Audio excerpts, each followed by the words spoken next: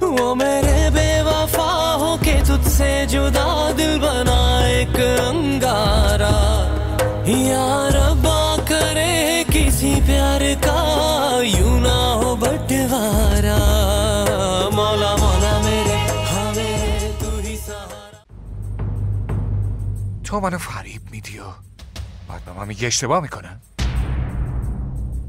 تو چی گفتی؟ فریب؟ آره فریب. تو منو فریب دادی. اما یادت باشه من هیچ وقت نمیبخشمت، هیچ وقت.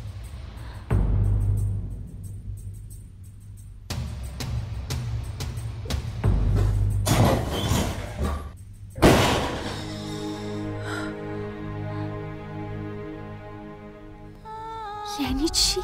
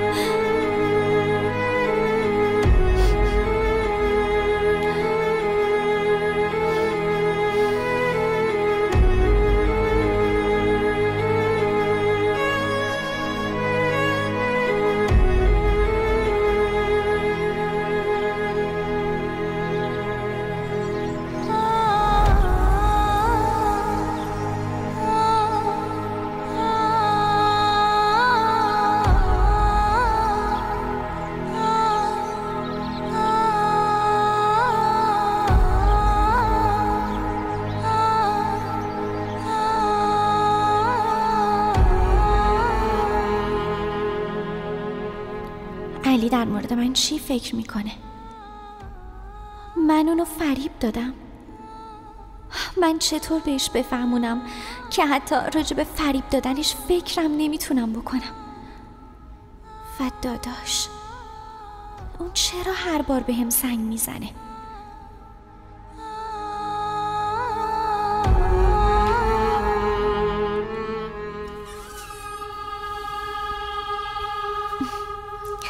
بیا بشین.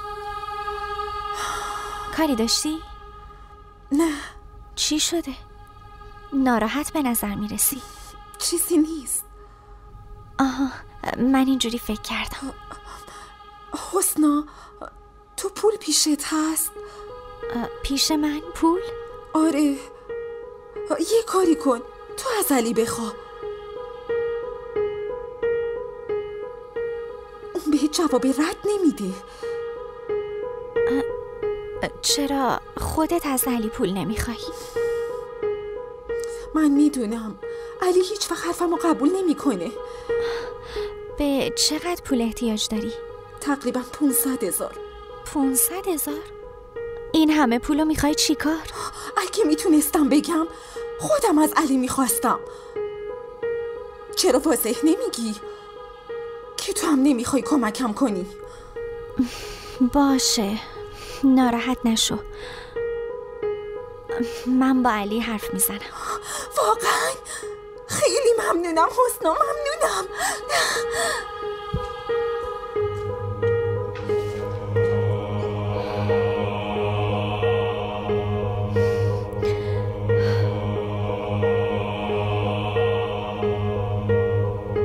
حالا چجوری بهش بگم؟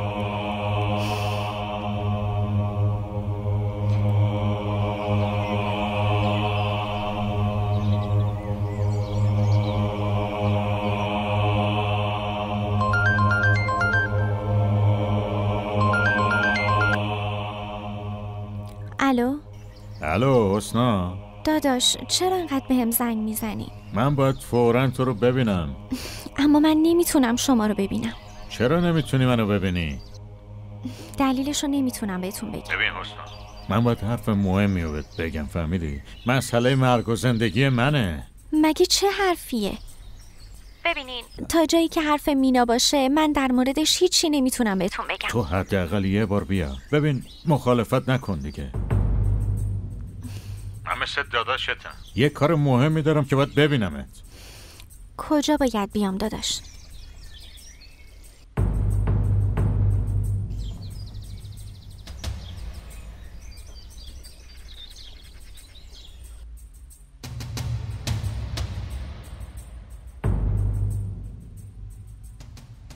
آخه داداش چی میخواد بهم بگه؟ مگه چه حرف مهمیه؟ و علی از اولش هم رفتارش با هم خوب نیست. من چی بهش بگم؟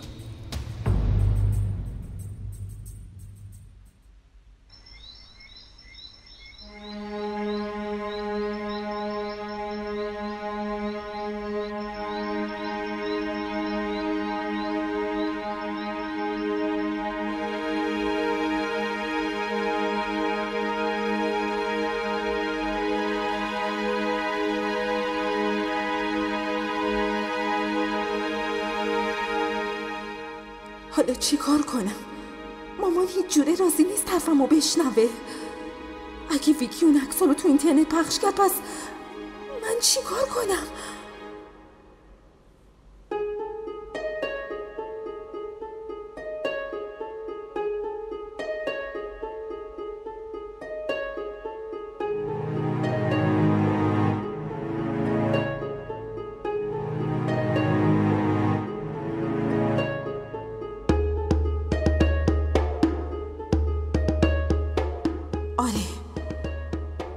اینا میتونم اون پولو جور کنم. معذرت میخوام مامان.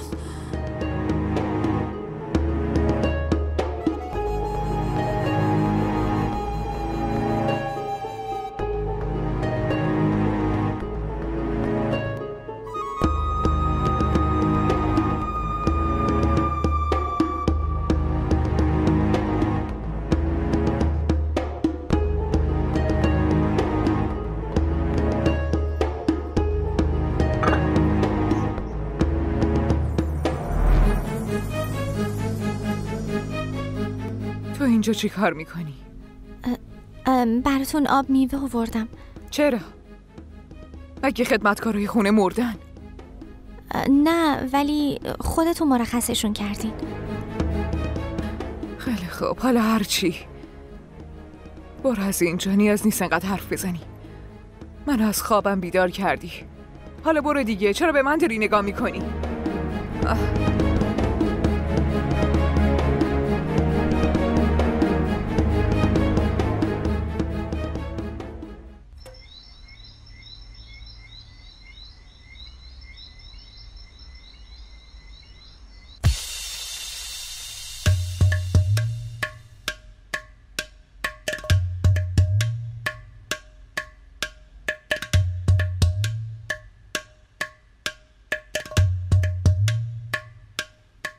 کجا بودی؟ چرا مگه منتظرم بودی؟ سوالی که پرسیدم و جواب بده. کجا بودی؟ راستش رفته بودم تهیه کننده رو ببینم. خودتون بهم گفته بودین. خب چی گفت؟ شما نمیدونین اون با شنیدن اسمتون چقدر خوشحال شد. انقدر خوشحال شد منم جلوش تا تونستم ازتون تعریف کردم. منظورم اینه که بهش گفتم که چقدر به اصولتون پایبندین و از این حرفا. چک و نقد کردی؟ آره. خب پولو بده. میگم پولو بده.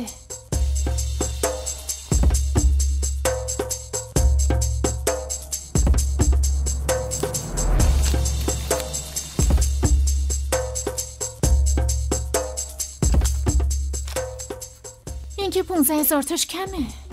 راستش با تهیه کننده رفتم غذا خوردم. از اونجایی که شوهر شمام خواستم آبروتون رو نبرم، واسه همین یه خورده ولخرجی کردم. آقای بیلو، از این به بعد اگه بی اجازه من 1 روپیه هم خرج کردی من خودتو پول میکنم. فهمیدی؟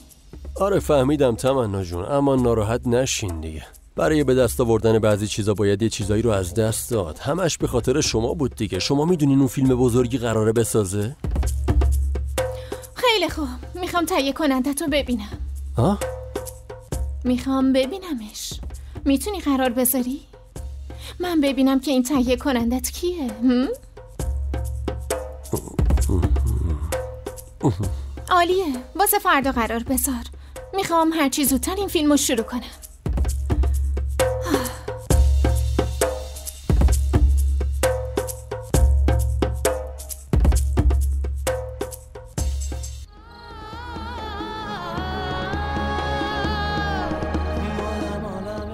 کی بهش گفته تو این خونه بمونه؟ اون آزادی. از نظر من اون هر وقت بخواد میتونه از این خونه بره.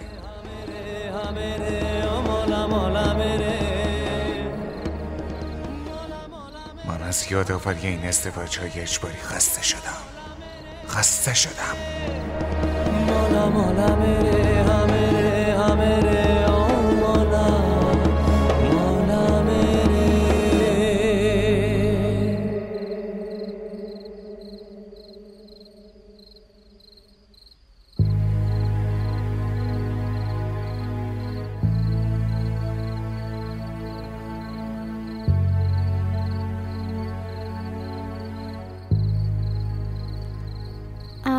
داری جایی میری؟ آره، پیش دوستم میرم. این وقت شب؟ آره، شام دعوتم. باشه، به عمه گفتی؟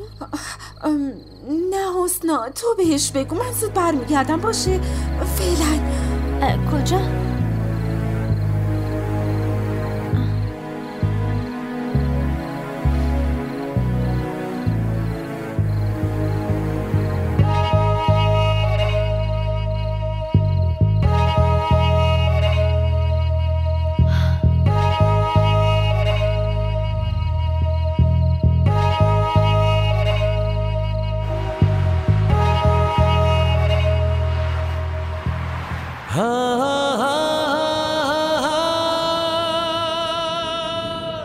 اون تمنا رو از زندگی تو بیرون کرد تا بتونه باهات ازدواج کنه. خدای من، این دختره چقدر زرنگه. چه نقشه بزرگ و بی نقصی رو ریخته بود.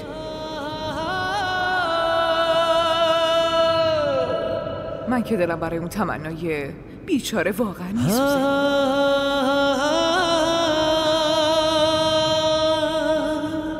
اون بیچاره چه شرایط بدی رو تحمل کرد.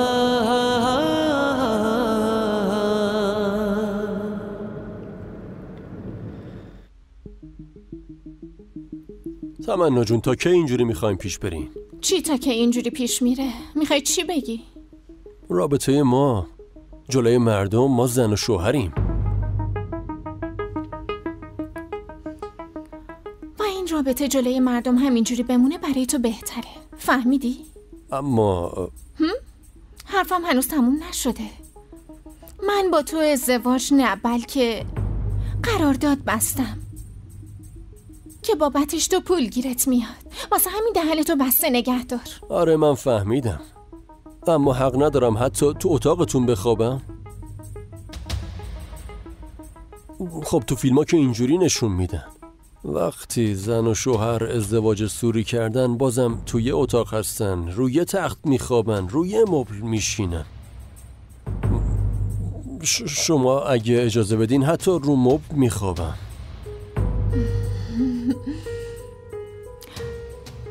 بیلو، این فیلم نیست و تو شوهر من نیستی. اما عقد که کردیم مگه نه؟ اون تیکه کاغذ برای تو اهمیت داره، نه واسه من. و اگه دوباره این حرف رو تکرار کنی، من فرداش برگه طلاق و امضا میکنم و تو رو از اینجا میندازم بیرون. فهمیدی؟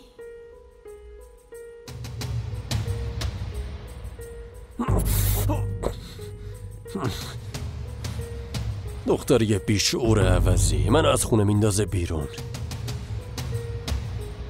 بیشعور.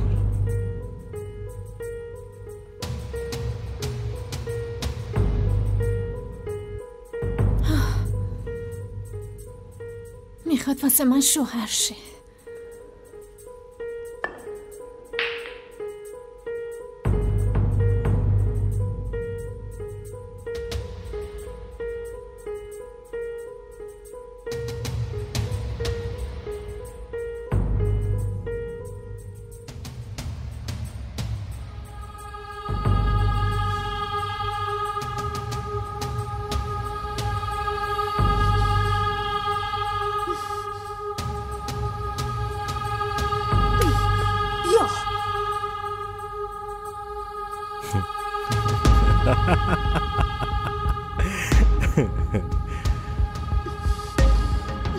عزیز دلم، این همه عصبانیت؟ بفرما بشین، 2 کلمه حرف عاشقانه بزن. بعدشم اینو بگم که عصبانیت اصلا بهت نمیاد. خفه شو. من اینجا نیومدم چرت و پرتاتو بشنوم. عکسامو بهم برگردون. ای بابا چه شده؟ قبلنا که از این چرت و پرتا خوشت میومد. ببین ویکی، تو بهم گفتی برام پول بیار، منم آوردم. حالا آتم باشه عکسامو بهم بده، وگرنه تو به اون پسر دایید میگی؟ کاش از اول میدونستم اینقدر عوضی هستی. الان مجبور نمیشدم این روزا رو ببینم.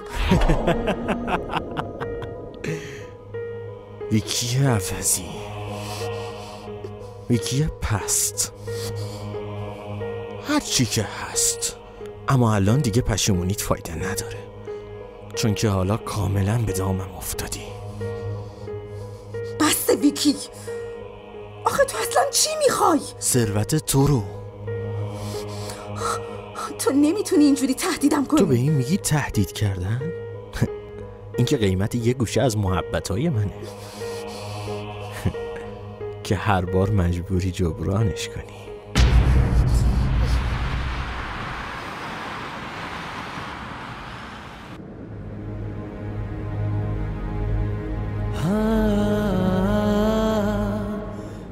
تو داری چی کار میکنی الی؟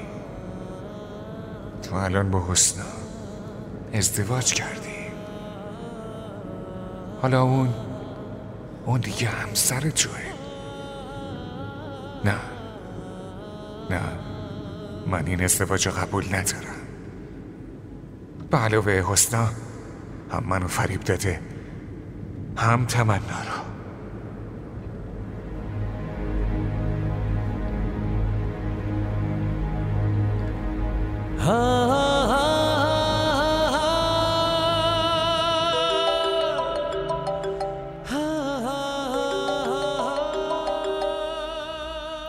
الو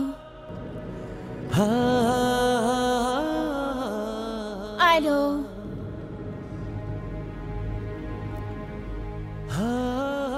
الو شما؟ الو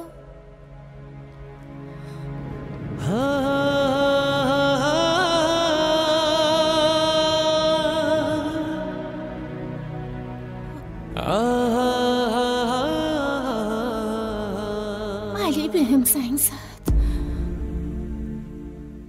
اما چرا؟ الان چرا علی؟ मेरी तू ही सहारा मौला मौला मेरी, हाँ मेरी तू ही किनारा मौला मौला मेरी, हाँ मेरी तू ही. مشترک مورد نظر در دسترس نمی باشد.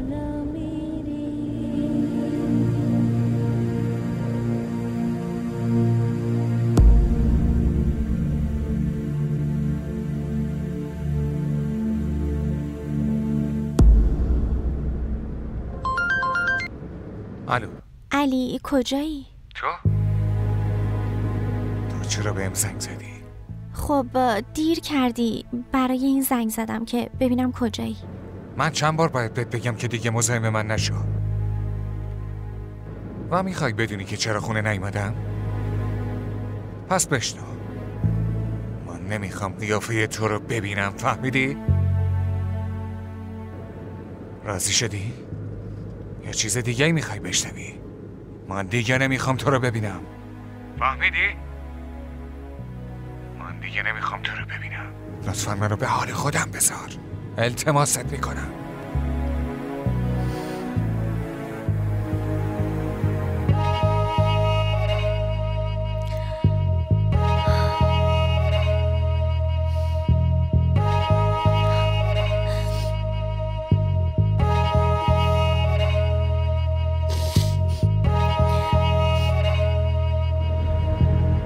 را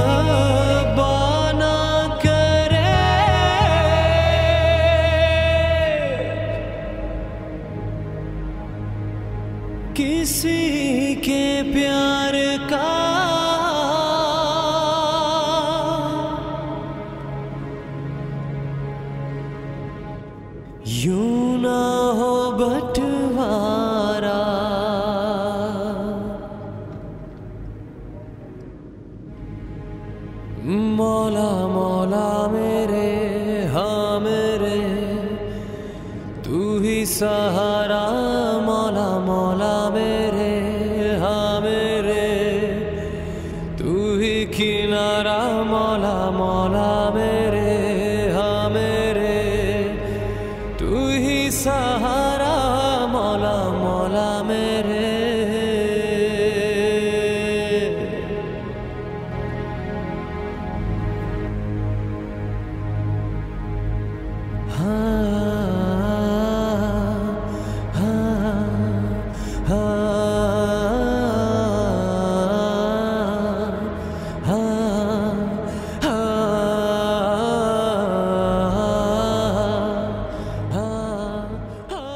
اونقدر پولی رو که میخواستی رو برات آوردم. حالا دیگه نمیخوام قیافه نحس تو رو ببینم. معذرت میخوام جون دلم، این قیافه رو مجبوری که ببینی. مزخرفاتتو تمام کن. باشه، مزخرفاتمو تموم میکنم. این 500,000 کامله. عکسامو رد کن بیاد. اون عکسا رو الان بهت نمیدم. منظورت چیه؟ منظورم اینه که عکسایی به اون قیمتی رو با این پول کم میخوای پس بگیریشون؟ این تازه قصه اولشه. تو داری چی میگی؟ مگه کجای حرفم اینقدر تعجب داشت؟ خودت فکر کن، دختری یه خانواده پولدار، عکسای به این خوشگلی، اینقدر ارزون بفروشمش؟ کافیه، نمیذارم روی من دست بلند کنی. و اگه یه وقت خواستی بر علیه هم کاری بکنی، پس مسئولیت اتفاقای بعدش پای خودته. من اینجوری ولت نمی کنم.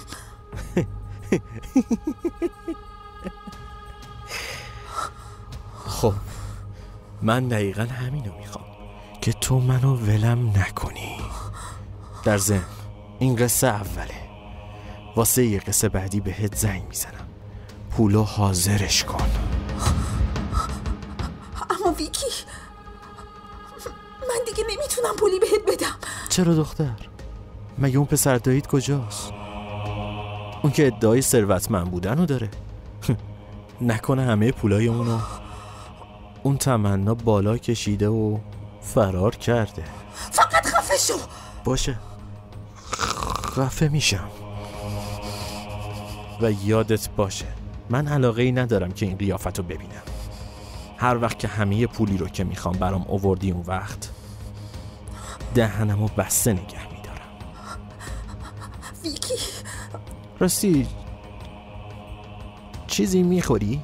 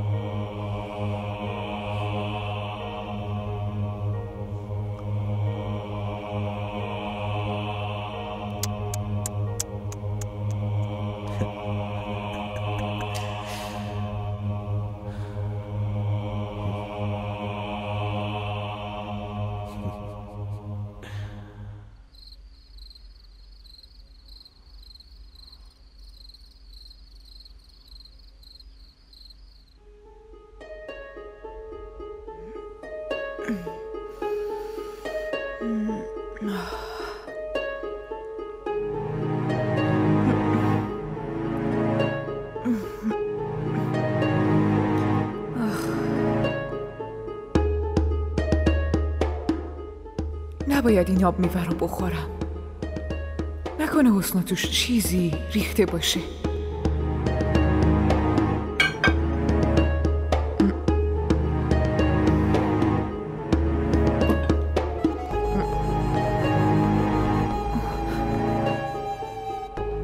یعنی چی؟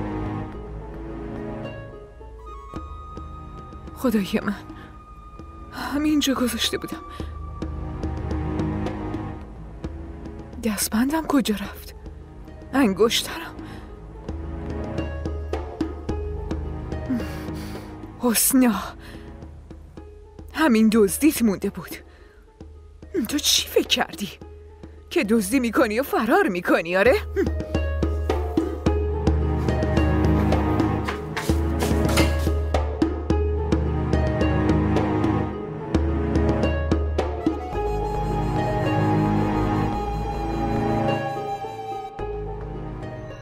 اومدی؟ من میرم برات غذا بیارم. من چیزی نمیخوام. علی چت شده؟ مگه من چی کار کردم که انقدر ازم عصبانی هستی؟ اگه انقدر نگرانی بس خودت فکر کن که چی کار کردی. عمه شما هنوز بیداری؟ بگو کجا گذاشتیش؟ عمه دارین چی کار میکنی؟ از این زنت بپرس. فقط همین یه کار مونده بود که انجام بدی. عمه لطفاً ولش کنین. مگه اون چی کار کرده؟ این خانم زیورالات منو دزدیده. عمه حتما براتون سوء تفاهم شده. این چطور ممکنه؟ سوء تفاهم شده آره. چرا واضح نمیگی که دروغ میگم بهتون؟ عمه من از قبلم خیلی حالم خوب نیست. فکر نکنم دلیل این حالت من باشم. دست این زن تو بگیر و از خونه بندازش بیرون. تمام پریشونی‌ها تموم میشه.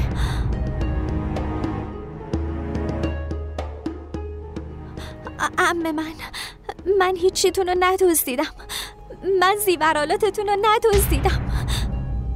آها پس تو این خونه جن یا روح اومده و گرفته برده. من خودم یادم دستبند و انگشتر الماسم و بغل تختم گذاشته بودم.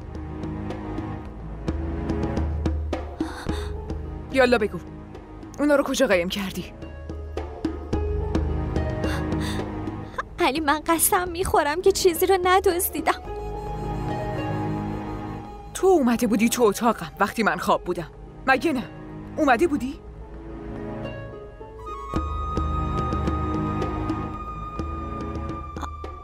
آره اومده بودم اما براتون آب میوه آوردم. دیدی دیگه؟ هر چقدر میخوای بهونه بیار. من نمیذارم تو چیزی رو از این خونه بدزدی. باید همشو برگردونی همشو. اینجا چه خبره؟ تو از کجا داری میای؟ من ازتون سوال پرسیدم. اینجا چه خبره؟ از زن پسر دایید بپرس که جواهراتمو دزدیده. عمه لطفاً من جواهرات گرونتر از اونا براتون میخرم باشه؟ نه خیر علی من جواهرات خودمو میخوام. من این دختر رو به آسونی ول نمی کنم. من خودشو اتاقشو باید بگردم.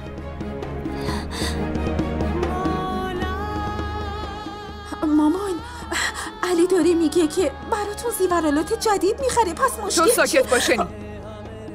امروز این جواهرات رو دزدیده فردا یه چیز دیگر رو میدزده. من زیورالاتتون رو ندزدیدم. حسنا لطفاً آرومتر. اگه تو دزدی نکردی پس گشتن اتاق چه مشکلی داره؟ دقیقاً همینو میگم. بریم من امروز خودم اتاق تو میگردم. یالا بریم. عمه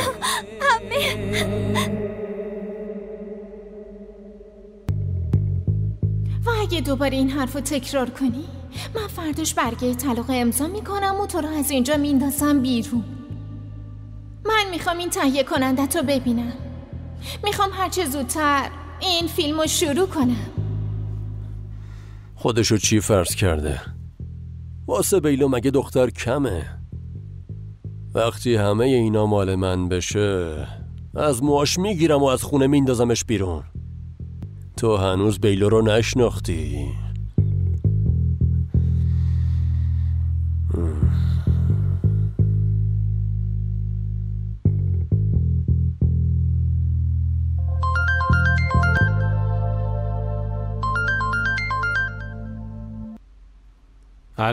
الو حبیب چطوری؟ خوبم. در ضمن ممنونم که اون روز تو رستوران خیلی خوبی منو مهمون کردی. ای بابا از اینجور رستوران حالا زیاد میری. فقط این کاری که میگم و انجام بده. بگو. تو فردا باید بیای خونه ما. خونه تو؟ آره، و نباید هیچ اشتباهی بکنی. من با همسرم آشنات میکنم. با تمنا خانم؟ آره، واسه این کار بهت پولم میدم. تو به حبیب به خاطر آشنایی با همسرت پول میدی؟ آره؟ احمق، نباید به اسم حبیب بیای که، باید به عنوان تهیه کننده بیای. مگه بهت نگفته بودم؟ نه خیلی داداش، نمیتونم. اگه اشتباهی ازم سر زد چی؟ چرا اشتباه کنی؟ تو یادت نیست تو تئاترای مدرسه همش نقش بازی میکردی و مردم چقدر از دیدنت خوشحال میشدن؟ تو دیوونه ای، اون تئاتر مدرسه بود، الان این واقعیته. همسرت خودش حرفه‌ایه. اگه یه وقت شک کرد چی؟ اون وقت چی کار کنی؟ تو نگران این نباش. در ضمن به وقتش با یه دروغ همه چی رو درست میکنیم. الان تمنا جون به این فیلم احتیاج داره و اون نیاز رو تو برآورده میکنی. داداش من قبول میکنم، باشه. پولش از کجا میخوای بیاری؟ تو دیوونه ای. پولو ما نمیدیم که، اون بهمون میده. چی داری میگی پسر؟ ببین هر چی من بهت میگم همون کارو بکن. حالا حرفامو با دقت گوش کن.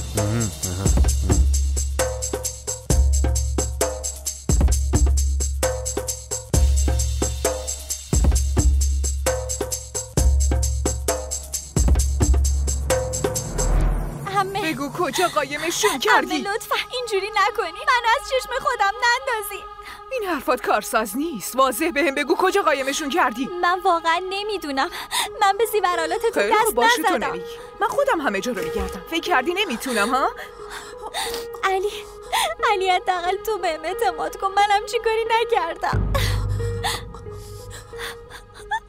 لطفا. مامان، شما چرا به حسنا شک میکنین؟ ممکنه که اونا رو یه خدمتکار برداشته باشه. نه، ممکن نیست انی، چون همه ی خدمتکارای این خونه رو من میشناسم. فقط این دختری که نه خونواده‌اش معلومه نه کس و کارش، هیچ کس. عمه کافیه. من علیه خانوادم یک کلمه هم نمیتونم بشنوم. حداقل خانواده من اینو بهم یاد دادن که کسی عزیزاشو نباید فریب بده. چطور جرأت میکنی اینجوری حرف بزنی؟ کافیه. من برخلاف همه یک کلمه هم نمیخوام بشنوم. چرا نمیشنوی ها؟ چرا نمیخوای بشنوی؟ من تو این خونه هیچ ارزشی ندارم. درسته اسمی، ولی حداقل باهات ازدواج کردم، زنتم، آبروتم. و تو نمیبینی که این زن چطور به تهمت میزنه؟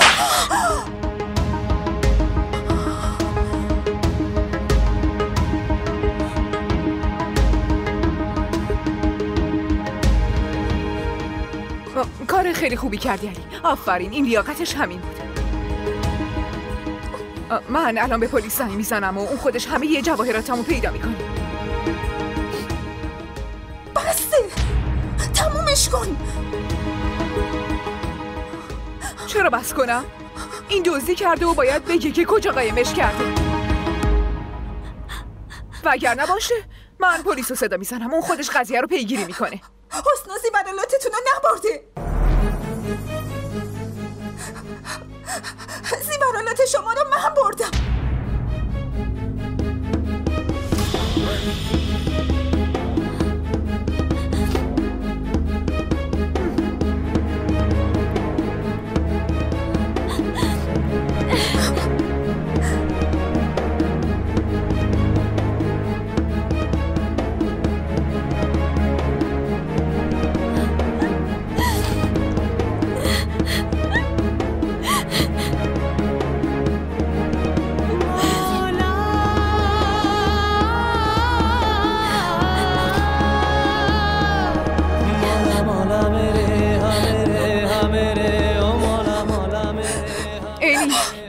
یعنی چی این حرف؟